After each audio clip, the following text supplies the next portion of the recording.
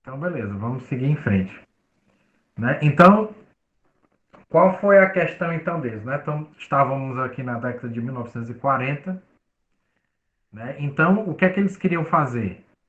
Como eu consigo persuadir os soldados americanos a continuarem na guerra? Né? Tem a ver, então, necessariamente com a opinião pública.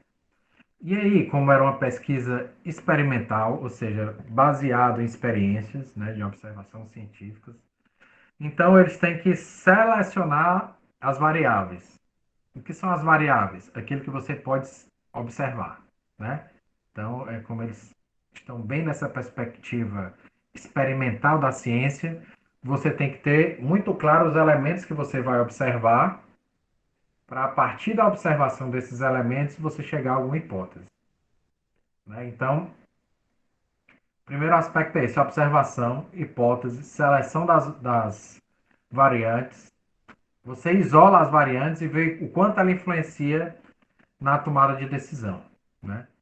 Segundo aspecto dessa pesquisa, sempre em ambiente controlado. Né? Vocês colocavam os soldados numa sala lá e mostrava a publicidade para os soldados, mostrava a notícia para os soldados. Né? Então, era um contexto de exposição controlada e intensiva, para que você consiga observar como essas variantes interferem no processo. Né? E aí eles começaram a perceber, para questionar exatamente a fragilidade da teoria hipodérmica, que pensava em estímulo e resposta, numa série de processos que estavam envolvidos entre estímulo e resposta. Que é o que a gente vem discutindo aqui. Lá no caso era o que? A questão da lógica da memorização, da lógica da percepção, da lógica do interesse, né? Como todos esses aspectos aí, essas variantes vão interferir nesse processo, né? Então era isso que estava envolvido no ambiente da pesquisa. Então vamos lá. Teoria da persuasão. Primeiro, é uma pesquisa administrativa, ou seja, ela estava voltada para a melhoria da eficácia da comunicação. Né? Como eu falei com vocês, ele vai começar a problematizar essa ideia da teoria hipodérmica de que o receptor é passivo e facilmente manipulado. Né? Porque entre estímulo e resposta existe uma série de processos psicológicos, né? Seleção, percepção, memorização. Né? E aí, qual é a grande virada na teoria da persuasão?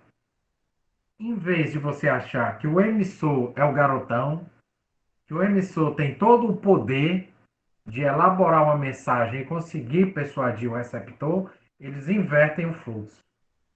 Antes de você elaborar uma mensagem, você tem que conhecer o receptor.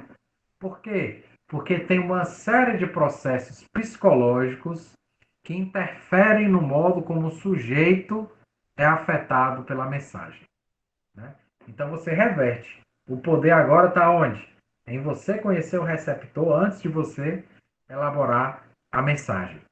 E aí a gente conecta diretamente com o que acho que foi a Elisângela que falou, a questão dos algoritmos. O que é que os algoritmos fazem? Ora, eles fazem um mapa do que a gente gosta, do que a gente curte, de quem a gente gosta, né? Quem a gente curte mais aparece mais no nosso feed, né? O que é que eles estão fazendo aí? Tentando ler o que a gente gosta e mostra pra gente o que a gente gosta.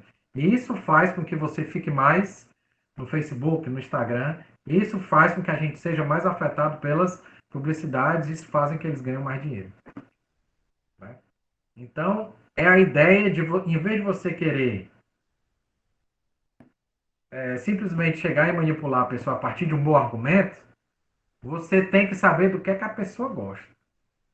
E aí você tenta conectar o que a pessoa gosta com o que você oferece. Né? Então, é exatamente a ascensão do receptor como elemento importante no processo de comunicação. Né? Então, essas pesquisas foram feitas nos campos de batalha, né? de como esses soldados eram afetados, né, por essas mensagens, né? Ah, a gente elaborou a mensagem assim para esse tipo de pessoa, deu certo. Já para esse tipo de pessoa não deu certo. Então eles começam a fazer uma classificação do receptor, né? A gente vai falar sobre isso.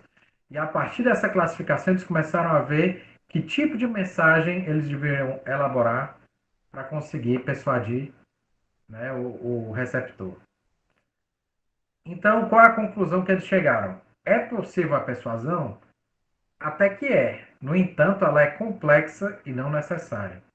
Ou seja, não significa dizer que se você usar essa determinada estratégia, necessariamente você consegue.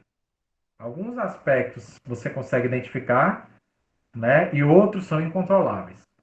Arrocha aí, Ricardão. Então, essa ideia da fake news está muito dentro dessa lógica, né? Ah, a kit gay aí que estão distribuindo, né, nas escolas. Se você passa essa fake news para uma pessoa mais crítica e que tem uma série de reticências em relação a determinada política, né, essa pessoa não vai aceitar essa informação de uma forma passiva, né? Ela vai criticar. Agora, se você coloca a mamadeira de piroca relacionada a uma coisa que você já tem ódio, essa pessoa aceita e já compartilha, entendeu? Então você percebe aí enquanto as emoções elas influenciam o nosso processo de decisão, né? Como fala o Damásio nesse livro aqui, ó. Ele começou a brincar com isso aqui, ó. O erro de Descartes, né? Ele vai mostrar exatamente isso, processo, a influência das emoções nos processos de decisão, né? Então, né, quando você se espanta, né? Como é que essa pessoa que é tão inteligente, como é que essa pessoa que é tão inteligente, um engenheiro, um matemático, caiu nessa, né? Isso acontece com a gente, né? É interessante a gente ter consciência disso, para a gente fazer uma autocrítica, né? Não só em relação a discursos de direita, mas também de esquerda, né? Quando a gente está emocionalmente muito envolvido, né? O Damasio trabalha isso, de como as emoções também podem gerar uma sociedade doente, né? Quando o ódio prevalece, né? Quando o ódio é muito incitado num determinado contexto,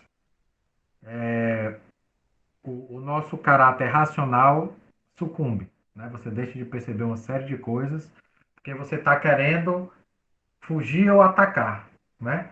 O processo básico da emoção é essa, né? Você está numa situação, né, de sobrevivência, né, evolutivamente, e nessa situação de sobrevivência você não tem tempo para pensar. Ou você tem que atacar, ou você tem que fugir, né? Então, quando você está numa discussão política que você fica muito puto, em vez de você privilegiar a argumentação, você quer atacar ou você quer fugir, né? Então, isso faz com que você não consiga raciocinar de uma forma eficiente, né? Então, ele vai trabalhar muito isso, ó, emoção e razão e cérebro humano, né? Esse foi o primeiro livro que ele lançou, trata sobre esse assunto, para quem tiver interesse em discutir mais. E esse aqui foi o último que ele lançou, né, no ano passado. Eu estava até lendo A Estranha Ordem das Coisas. Né? Ele vai discutir como as emoções influenciam na própria formação cultural, né, da sociedade. Né? A relação entre neurobiologia e sociedade. Né? Bem sapeca esse livro também. Pois é, então, essas relações então são complexas, mas que há essa possibilidade de intervenção, né? Mas como influência e não como determinação. Tá? Então é importante a gente perceber isso. Então, uma questão interessante para eles é essa: quais as relações entre memória, percepção interesse e mudança de opinião, né? O nome do grupo de pesquisa deles era inclusive essa, né? Comportamento, não, mídia e mudança de comportamento, né? Então é isso que a gente vai discutindo, né? A memória, o próprio funcionamento da memória, como a gente vai discutir, ele interfere na formação das nossas crenças. O modo como a percepção funciona interfere. Aquilo que a gente tem interesse e aquilo que a gente não tem interesse são outros elementos envolvidos, né? Sentimentos e emoções, como a gente discutiu, e a própria evolução, né? De acordo com a evolução, nosso cérebro tende, por exemplo, a buscar a ordem, a estabilidade, a se aproximar de determinadas coisas, se afastar de outros, né? O cheiro do perfume, ele interfere na aproximação ou distanciamento em relação, por exemplo, às mulheres. Que o Cérebro Intuitivo é um livro bem é um livro bem didático. Se vocês quiserem comprar, eu recomendo.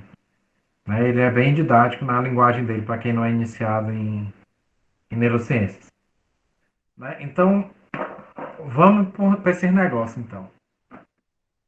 O grande pesquisador da época, né, o grande precursor desse panorama de estudos, né, de psicologia e comunicação, é Carl Hovland, né, que ele foi o fundador do grupo de pesquisa em comunicação e mudança de comportamento. Né? Como eu falei para vocês, ele pesquisava junto com os cabas nos campos de batalha. O propósito da pesquisa, como era uma pesquisa administrativa financiada pelo governo americano, era aumentar a eficácia da persuasão. Né? Então, entendendo a persuasão como elementos complexos. Né? Então, como foi que ele fez? De um lado, eu tenho que perceber as características psicológicas do receptor. As características são essas, então beleza, eu vou elaborar a mensagem de determinada forma. Aí ele testa. Rapaz, assim deu certo, ó. Então massa, vamos fazer assim. Rapaz, assim deu certo não. Então vamos fazer de outra forma, né? Então eles foram testando nesse sentido para chegar numa forma ótima de apresentar informação para grupos com determinadas características psicológicas. Né? Então, né, o primeiro aspecto é o que eles chamaram de fatores ligados à audiência, ou seja, ao receptor. Então, o que eles estão querendo fazer é isso aqui. Eu vou fazer um mapa desse receptor, né? Que é o que os algoritmos, por exemplo, fazem com a gente. Ah, esse cara gosta de comprar arma, esse cara gosta também de produtos, sei lá, evangélicos, esse cara também gosta de filmes de ação, né? Então eles vão que construindo o modelo psicológico desse cara, né? Então, primeiro aspecto que é muito importante no processo de comunicação é o interesse, né? Se a pessoa tem ou não interesse em determinado assunto. Se tem interesse, é muito mais fácil você estabelecer a comunicação com um determinado tipo psicológico, né? Então, o grande aspecto é esse. Mais interesse, mais a pessoa vai ser afetada. Menos interesse, menos a pessoa vai ser afetada. Se a pessoa tem pouco interesse e você tem interesse, que ela tem interesse, entendeu o que eu quis dizer? Então, o que é que você tem que fazer? Você tem que fazer uma campanha de esclarecimento, né? Porque o interesse tem tudo a ver com o conhecimento que você tem sobre determinada coisa. Né? Então, vocês percebem a publicidade. Qual é a primeira fase da publicidade? Não é nem você falar sobre a sua marca. Com certeza. Né? Todo mundo é louco, né? Visto de perto. E os algoritmos sabem, né? Como é que o que é que a gente curte. Né? Então, pessoal, o que é que acontece? A primeira fase da publicidade é falar o que você precisa desse produto, falar como o produto funciona. Né? Você tem que ter esse interesse, né? Despertar o interesse. Isso acontece muito, por exemplo, com seriados, né? a sinopse, né, faz com que você entenda um pouco do filme. Aí tem lá o cara no YouTube que vai falar sobre os filmes, aí vai despertando o seu interesse, né? Por exemplo, na época do Game of Thrones, eu falava, jamais eu vou assistir um seriado desse, não sei quantas temporadas, rapaz, eu tenho mais o que fazer. 2 meses depois eu estava lá, ansioso pela próxima temporada, né? Uma pessoa vai falando aqui, aí você vê o comentário de um cabo ali, do outro acolá, né? Então o conhecimento vai fazendo com que você gere um interesse, né? Uma motivação, né? Então a publicidade era muito forte nesse sentido. Eles vão mostrando ali para que serve o produto, você vai conhecendo e começa a ter interesse pelo produto, né? Então, tem muita coisa nesse sentido. Então, eles começaram a ver, então, essa primeira relação entre interesse, né, e motivação, e o modo como você pode ser afetado por essas informações. Então, o primeiro aspecto é o seguinte: tem que gerar um interesse. E para gerar interesse, a pessoa tem que conhecer, né?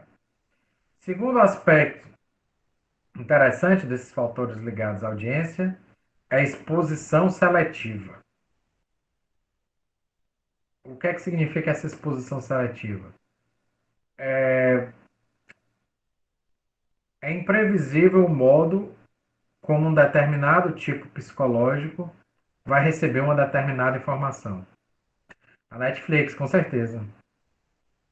Né? A Netflix trabalha muito com as questões dos algoritmos, com os filmes que você, né, gosta de ver, os filmes que você não gosta, né? Então, há todo esse design de filmes que aparece para você, né?